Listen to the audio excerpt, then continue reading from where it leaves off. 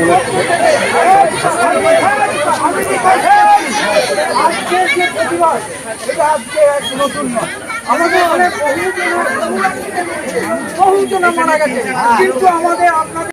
মেমারিতে মর্মান্তিক পথ দুর্ঘটনায় মৃত্যু হলো এক বাইক আরোহীর, আহত আরও এক। মেমারি থানার অন্তর্গত গ্রাম দেবীপুরের ধামাস মোড়ে আজ দুপুর 2:30টা নাগাদ একটি 1109 গাড়ির সাথে দুচাকা বাইকের মুখোমুখি সংঘর্ষ হয়।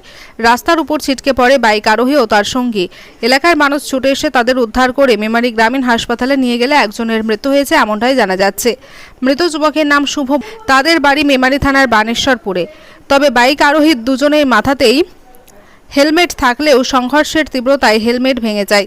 এরপর এলাকার মানুষ ক্ষিপ্ত হয়ে বাম্পারের দাবিতে রাস্তা অবরোধ করে, থমকে যায় চলাচল।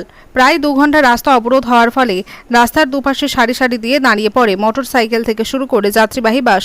ছুটে আসে মেমারি থানার পুলিশ, অবরোধকারীদের সঙ্গে কথা বলেন, কিন্তু যেটা জানা যাচ্ছে যতক্ষণ এই স্থানে বাম্পারের ব্যবস্থা হচ্ছে ততক্ষণ এই অবরোধ চালিয়ে যাবেন, এমনটাই জানাচ্ছেন স্থানীয় মানুষজন। অবশেষে প্রায় 2.5 ঘন্টা পর পুলিশের মধ্যস্থতায় অবরোধ উঠে যায়। আমার নাম রোজিনা খাতুন, বাড়ি ছোট ধামাস। ছোট ধামাস মানে ধামাস মোড়ে। কোন থানা?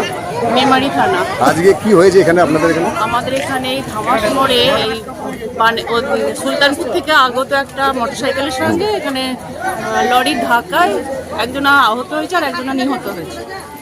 মানে তাদেরকে হাসপাতালে নিয়ে গেছিল? হ্যাঁ, নিয়ে গেছে।